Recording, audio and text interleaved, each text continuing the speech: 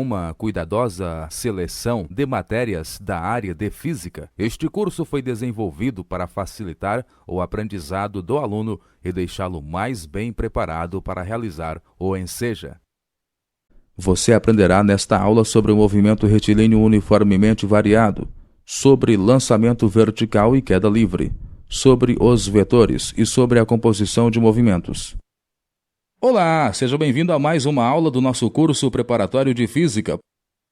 Anime-se, pois continuará a adquirir conhecimentos que lhe auxiliarão muito no momento em que estiver realizando a prova do ENSEJA.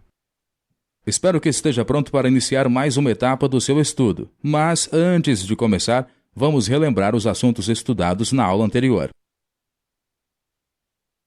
Em nosso último encontro, aprendemos sobre as grandezas físicas, sobre o Sistema Internacional de Unidades SI, sobre a notação científica e iniciamos nossos estudos sobre a cinemática. Vimos também que a equação horária é a função que relaciona o espaço S com o tempo t através da fórmula S igual SO mais VT.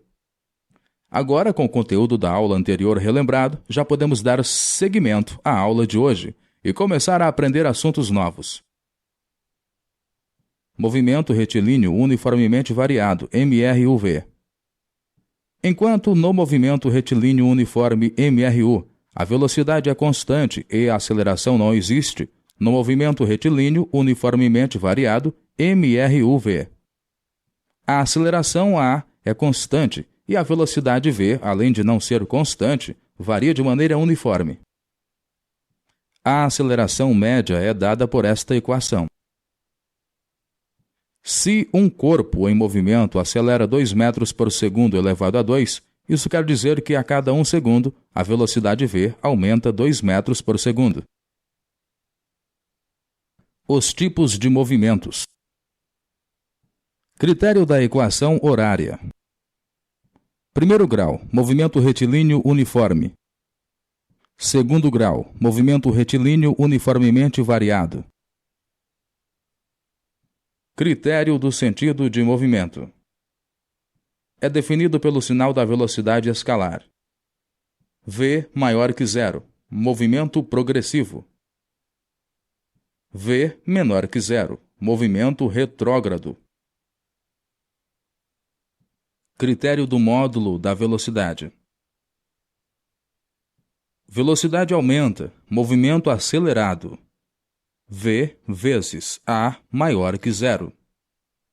Velocidade diminui, movimento retardado. V vezes A menor que zero. Velocidade constante, movimento uniforme. A igual a zero. Olá, bom te ver novamente. Sente dificuldade na hora de saber o significado destes símbolos? Uma dica é cortar o símbolo assim. Note que formou um 7. Note que, quando cortamos o outro símbolo, formamos um 4. 7 é maior que 4. E 4 é menor que 7. Maior que. Menor que. Fácil, não é mesmo? Não se esqueça dos símbolos de maior, ou igual que, e menor, ou igual que. Até a próxima! Gráficos de espaço versus tempo. A velocidade é positiva quando o espaço for crescente. A velocidade é negativa quando o espaço for decrescente. A aceleração é positiva quando o arco de parábola tiver a concavidade voltada para cima. A aceleração é negativa quando o arco de parábola tiver a concavidade voltada para baixo. Gráficos de velocidade versus tempo. A velocidade é positiva quando estiver acima do eixo do tempo. A velocidade é negativa quando estiver abaixo do eixo do tempo. A aceleração é positiva quando a velocidade for crescente. A aceleração é negativa quando a velocidade for decrescente. As principais equações. Já vimos a equação de aceleração média, mas o MRUV utiliza outras equações a mais. Esta é a equação horária das velocidades. Esta é a equação horária dos espaços. Esta é a chamada equação de Torricelli. E por fim, esta é a equação da velocidade escalar média. Fique ligado, a equação de Torricelli foi criada para calcular a velocidade final de um corpo em MRUV, sem precisar do tempo. Vamos fazer um exercício agora. Um carro em movimento retilíneo uniformemente variado passa pela igreja, ponto A, com velocidade de 15 metros por segundo, e se dirige ao restaurante, ponto B. Se a distância entre os pontos é de 40 metros e o intervalo de tempo do percurso é de 5 segundos, a velocidade do carro ao passar pelo restaurante é d. Você deve observar as informações que o enunciado disponibiliza. Temos a velocidade do ponto A, VA, igual a 15 metros por segundo. Sabemos que a distância S é de 40 m e o intervalo de tempo dt é de 5s. Não sabemos qual era a velocidade ou aceleração do carro quando ele passou pelo ponto B. Vamos utilizar a fórmula de velocidade média.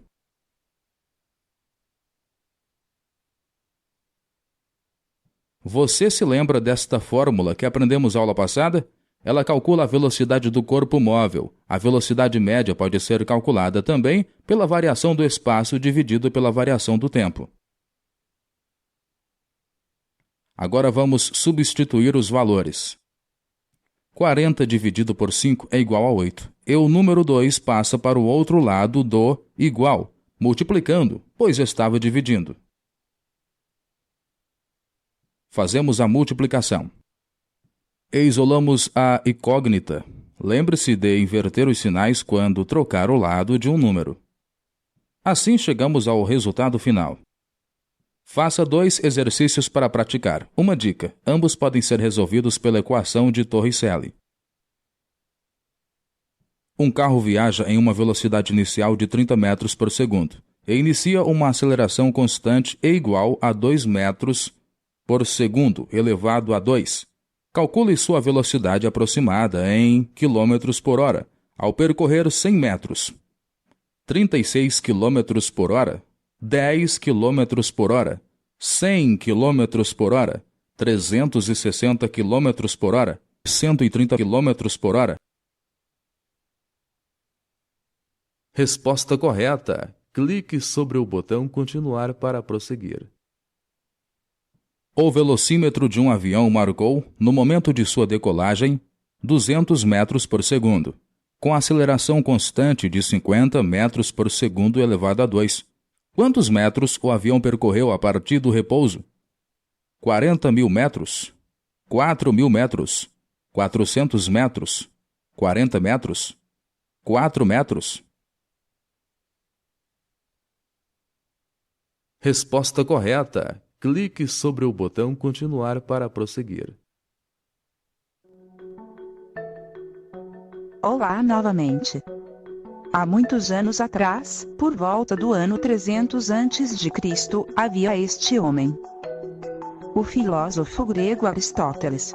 Ele afirmou que, se 2 pedras, uma maior que a outra, caíssem de uma mesma altura, a mais pesada chegaria antes ao chão.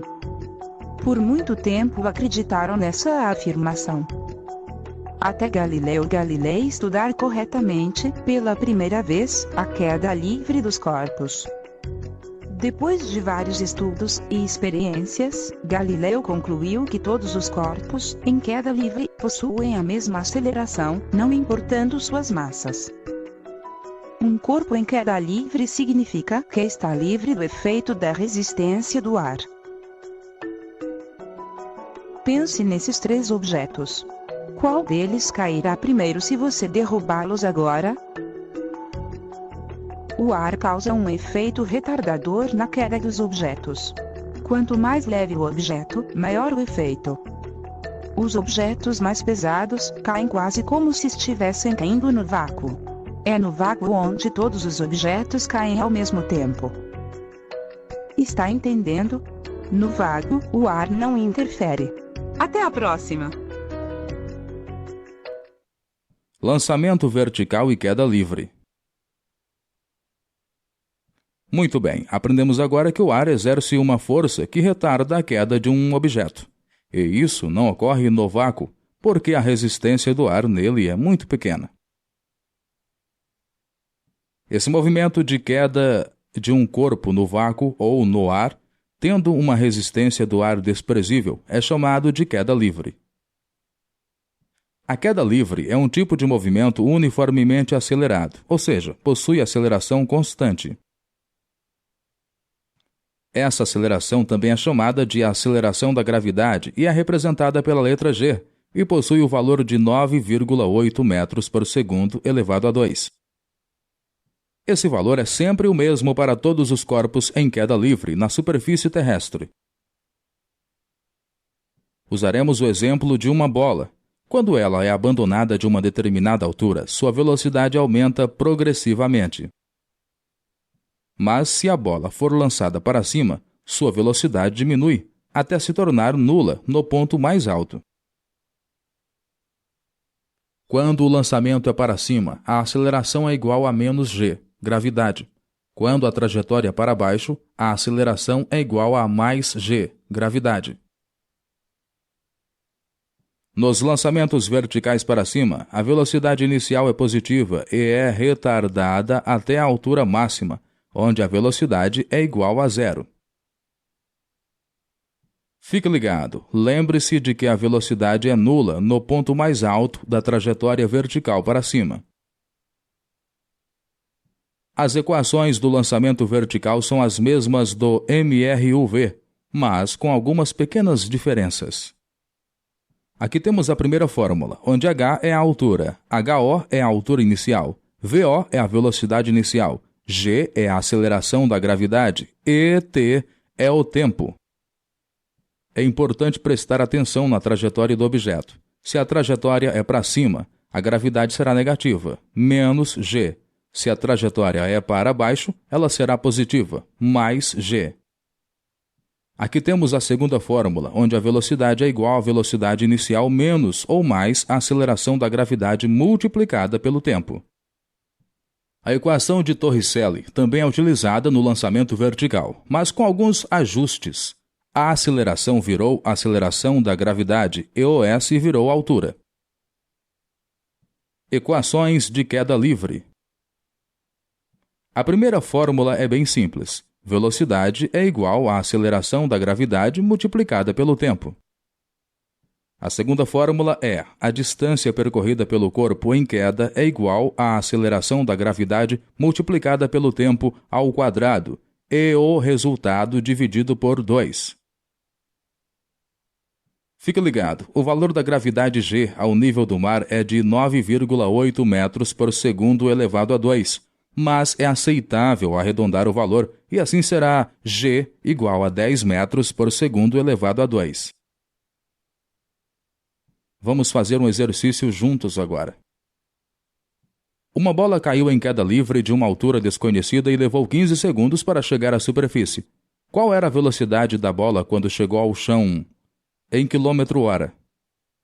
Considere G igual a 9,8 metros por segundo elevado a 2. Vamos começar. Quais informações o enunciado nos revelou? O tempo, 15 segundos, e a gravidade, 9,8 metros por segundo elevado a 2.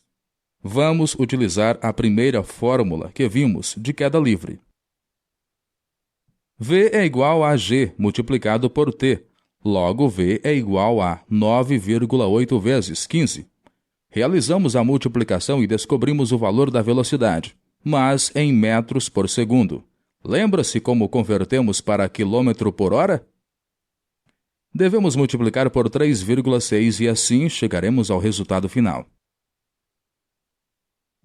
E se o exercício pedir pela altura, como descobrimos? Vamos utilizar a segunda fórmula da queda livre. Teremos distância igual a metade de 9,8 multiplicado por 15 elevado a 2. Realizamos a potenciação primeiro e depois a multiplicação. Por fim, realizamos a divisão e chegamos ao resultado final. Está acompanhando? Vejamos como se sai sozinho. Um martelo caiu de um edifício em construção e chegou ao solo com uma velocidade de 20 metros por segundo. Calcule a altura e o tempo da queda do martelo, considerando g igual a 10 metros por segundo elevado a 2, d igual a 20 metros, t igual a 2 segundos, d igual a 10 metros, t igual a 1 segundo, d igual a 10 metros, t igual a 2 segundos, d igual a 20 metros, t igual a 1 segundo, d igual a 20 quilômetros, t igual a 2 segundos. Resposta correta. Clique sobre o botão Continuar para prosseguir. Uma bola é lançada verticalmente para cima, a partir do nível do solo. Depois de 10 segundos, retorna ao ponto de partida, desprezando o efeito do ar e considerando g igual a 10 metros por segundo elevado a 2. Qual é a velocidade inicial do lançamento da pedra? 10 metros por segundo, 20 metros por segundo, 30 metros por segundo, 40 metros por segundo, 50 metros por segundo. Resposta correta. Clique sobre o botão Continuar para prosseguir. Se você não teve nenhum problema com o exercício anterior, parabéns! Vamos vê-lo melhor e com calma. Para realizá-lo, utilizaremos a primeira equação que vimos de lançamento vertical. Pense comigo, se a bola foi lançada a partir do nível do solo, isso quer dizer que a altura inicial era igual a 0. E se depois de 10 segundos a bola retornou ao ponto de partida, isso quer dizer que o tempo é igual a 10 e a altura final é igual à altura inicial, ou seja, 0. Substituímos os valores que possuímos na fórmula. Devemos sempre realizar a potenciação primeiro. E depois podemos realizar a multiplicação e então a divisão. Como é um lançamento vertical para cima, deve ser menos g. Você poderia ter resolvido de duas formas, cortando os zeros e depois utilizar o raciocínio. Qual número menos 50 é igual a 0? Ou você poderia distribuir letras de um lado do igual e números do outro. O menos 500 passa para o outro lado com o sinal oposto, ou seja, agora ele fica positivo. E o 10, que estava multiplicando, passa dividindo. Realizamos a divisão e chegamos ao resultado final. Agora faça mais um exercício sozinho. Um lápis cai de uma mesa de centro com uma altura de 45 centímetros. Qual o tempo de queda do lápis? Considerando a aceleração da gravidade igual a 10 metros por segundo elevado a 2.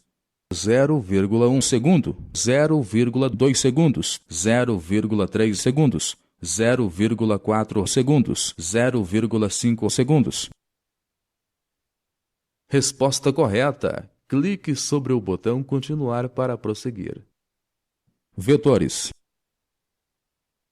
Aprendemos na aula passada que as grandezas físicas podem ser classificadas em dois grupos, escalares e vetoriais. Uma grandeza só é vetorial quando exige, para ser completamente caracterizada, uma intensidade, um sentido e uma direção. Quando falamos de vetores, vemos sobre velocidade, aceleração, força, impulso, quantidade de movimento, vetor campo elétrico e vetor indução magnética. Fique ligado, vetor é uma associação do módulo, direção e sentido. Direção, propriedade comum a retas paralelas, vertical e horizontal. Sentido, orientação sobre uma direção. Por exemplo, dois ciclistas pedalam suas bicicletas em uma mesma rua, vindo um de encontro ao outro. Eles caminham na mesma direção, mas com sentidos opostos. Para facilitar a compreensão de vetor, imagine-o como uma seta. No exemplo da imagem, vemos A como a origem do vetor, B como a extremidade do vetor. Quando encontrar dois pontos sob uma linha, esta é um segmento de dois pontos. É a reta que está entre os dois pontos. Quando encontrar dois pontos sob uma seta, esta é um segmento orientado do primeiro ponto ao segundo. É a reta que está entre os dois pontos, com uma orientação. É o nosso vetor. A seta é o vetor e o módulo é o tamanho da seta. Estes são os respectivos símbolos. Quando dois vetores tiverem o mesmo módulo, a mesma direção e o mesmo sentido, eles são iguais. Quando dois vetores tiverem o mesmo módulo, a mesma direção, mas sentidos contrários, eles são opostos. Note que o vetor A e o vetor D estão apontando um para o outro. Eles possuem a mesma reta suporte, então são vetores diretamente opostos. Um vetor é constante quando tiver um módulo, uma direção e um sentido constantes. Somando vetores. Há duas maneiras de somar vetores, pelo método gráfico com imagens e setas e pelo método algébrico. A soma dos vetores resultará em uma seta que representa o vetor resultante, resultado da soma, o conjunto dos vetores. Essa seta resultante pode ser encontrada pela regra do paralelogramo ou pelo método poligonal. No método poligonal, você precisa apenas sequenciar os vetores, colocar o segundo vetor com a ponta da flecha do primeiro e esse método pode ser utilizado para a soma de mais de dois vetores. O vetor resultante é aquele que fecha o polígono, por isso é chamado de método poligonal. Você deve primeiro sequenciar os vetores e depois traçar a seta, ou o vetor resultante, a partir da origem da primeira até a última extremidade. No método poligonal, você pode utilizar quantos vetores quiser. Na regra do paralelogramo, você deve utilizar apenas dois vetores por vez. Deve-se unir esses dois vetores e traçar a seta resultante a partir da origem em comum. Então, o primeiro passo é pegar dois vetores e juntar suas origens. Depois, deve-se fechar o paralelogramo. Como fazer isso? Traçando retas paralelas aos dois vetores, como no desenho. Por fim, deve-se traçar a seta resultante a partir das origens comuns até a ponta das retas paralelas. Fica ligado, Teorema de Pitágoras. Em qualquer triângulo ou retângulo, a soma dos quadrados dos catetos é igual ao quadrado da hipotenusa. Para somar pelo método poligonal, não há segredo. Para encontrar o valor do vetor resultante, separe-o e transforme-o em um triângulo. Como neste exemplo, você deve descobrir a largura e a altura da seta e utilizar o Teorema de Pitágoras. A hipotenusa é o lado oposto ao ângulo reto. Aqui está o ângulo reto, e os catetos são os lados que formam o ângulo reto. Na regra do paralelogramo, utilizamos esta fórmula. Parece assustadora, não é mesmo? Note que temos o começo parecido com o Teorema de Pitágoras. O quadrado do vetor resultante é igual à soma dos quadrados dos vetores. Devemos somá-los com o dobro do primeiro vetor, multiplicado pelo segundo vetor e pelo cosseno do ângulo formado pelos vetores. Há três casos mais simples de somas pela regra do paralelogramo. Vejamos. Quando o ângulo é igual a zero. Quando o ângulo é igual a zero, temos dois vetores apontando para o mesmo lado e dizemos que os vetores são paralelos e de mesmo sentido. Então, neste caso, o módulo do vetor resultante é igual à soma dos módulos dos vetores. Quando o ângulo é igual a 180 graus. Quando o ângulo é igual a 180 graus, temos dois vetores opostos, um vetor apontando para o sentido oposto do outro vetor. Então, neste caso, o módulo do vetor resultante é igual à diferença dos módulos dos vetores. Quando o ângulo é igual a 90 graus. Quando o ângulo é igual a 90 graus, temos dois vetores perpendiculares, ou seja, formam um ângulo reto. Neste caso, o cosseno é igual a zero, então reduzimos a expressão para o teorema de Pitágoras. Para qualquer valor do ângulo com o módulo de A1 maior que o módulo de A2. Neste caso, temos a subtração do maior pelo menor, sendo o resultado menor ou igual ao vetor resultante, que é menor ou igual que a soma dos vetores. Subtraindo vetores. A partir da soma é possível realizar a subtração. Para realizar a subtração de vetores, basta somar um vetor com o oposto do outro, vetor. São as mesmas regras da adição, mas com um vetor oposto. Lembre-se de que um vetor oposto é aquele que possui a mesma direção do primeiro, mas um sentido diferente.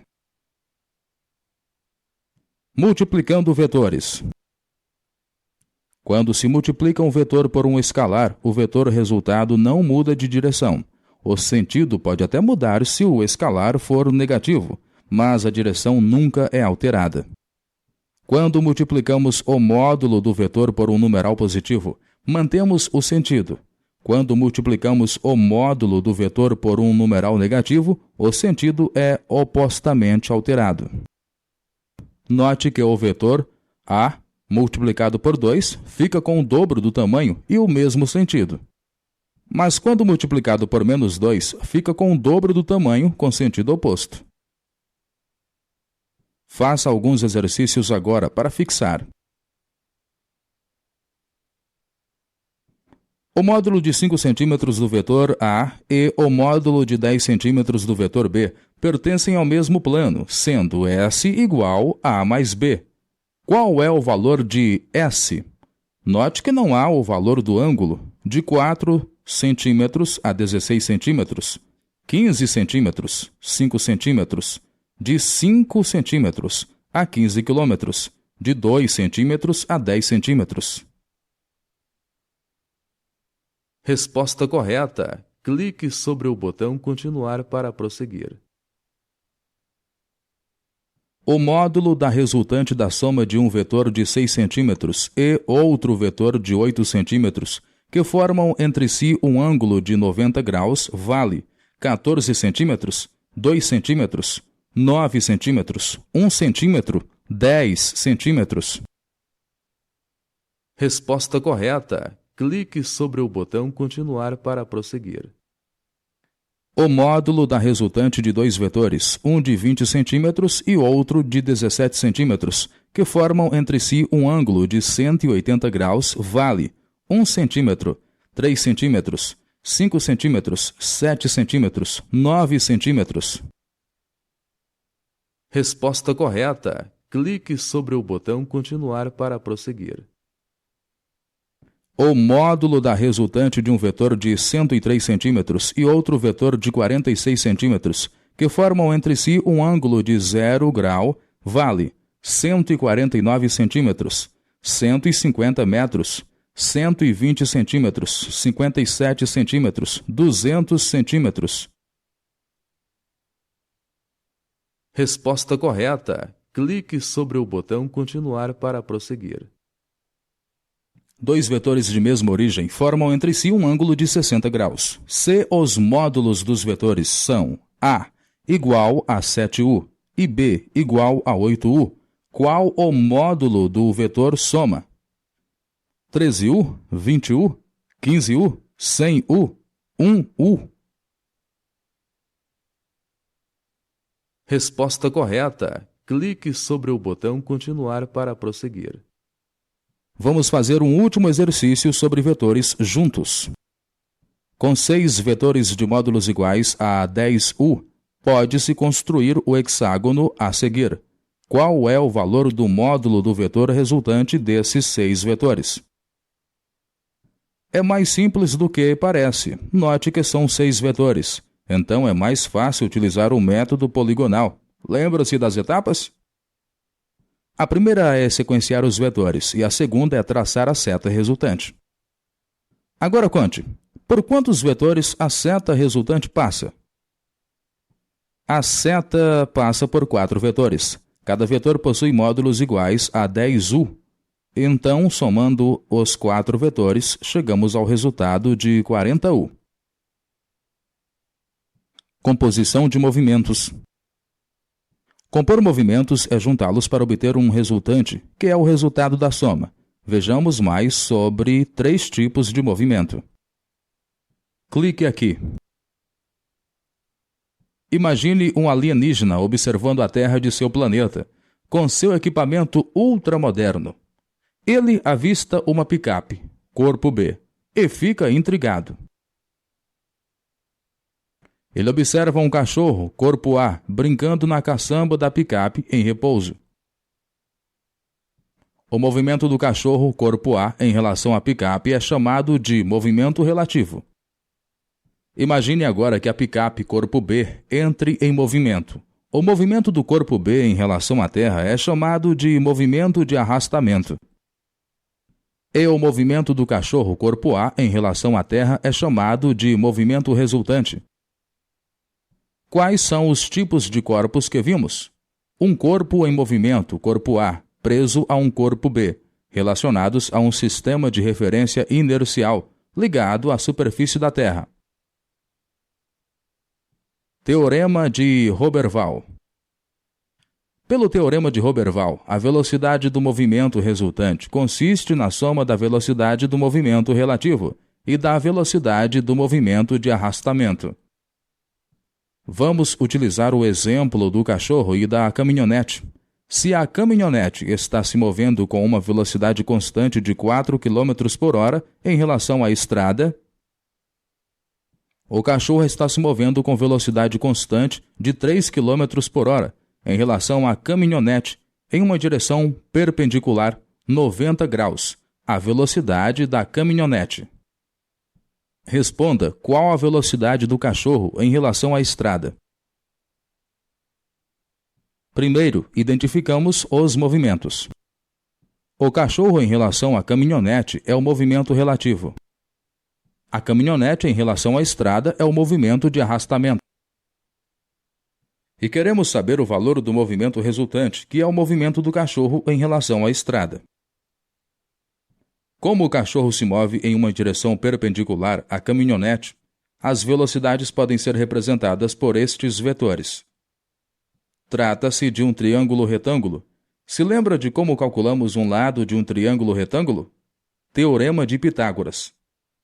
Logo, temos a velocidade resultante ao quadrado igual à soma do quadrado da velocidade relativa com a velocidade de arrastamento. Assim que substituímos os valores na fórmula, podemos realizar a conta e chegarmos ao resultado final, 5 km por hora. Princípio de Galileu. Também chamado de independência dos movimentos, esse princípio explica a independência dos movimentos de arrastamentos e relativos. Isso quer dizer que eles podem ser estudados separadamente, pois não dependem um do outro e apresentam a mesma duração de variação do tempo. O intervalo de tempo da duração do movimento relativo não é dependente do movimento de arrastamento. Quando um móvel realiza um movimento composto, cada um dos movimentos componentes se realiza como se os demais não existissem. Vejamos um exemplo agora. Supondo que esta seja a velocidade de uma canoa em relação às águas de um rio de largura L.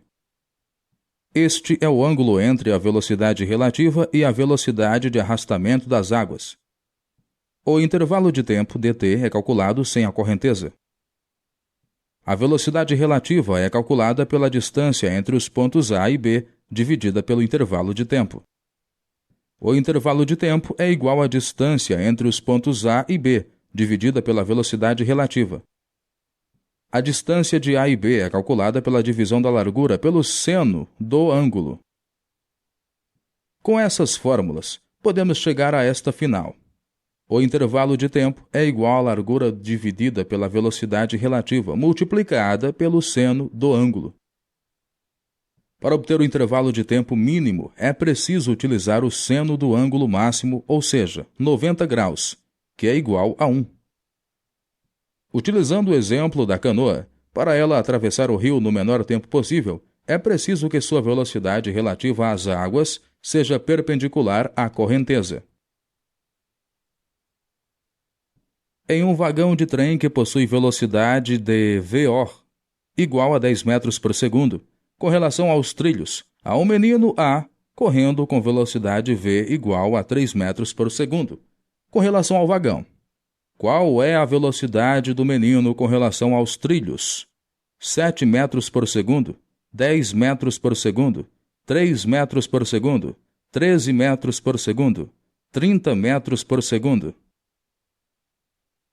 Resposta correta. Clique sobre o botão continuar para prosseguir. Chegamos ao fim da terceira aula. Aprendemos hoje sobre o movimento retilíneo uniformemente variado, MRUV, e suas equações. Aprendemos também sobre lançamento vertical e queda livre, vetores e composição de movimentos. Muitas coisas, não é mesmo? A física pode parecer assustadora no primeiro encontro, mas o melhor a se fazer é praticar até conseguir fazer todos os exercícios e assim se sentir confiante. Mantenha as fórmulas anotadas próximas a você e, com muita prática, acabará decorando as mais utilizadas. Lembre-se de sempre estudar e até a próxima aula.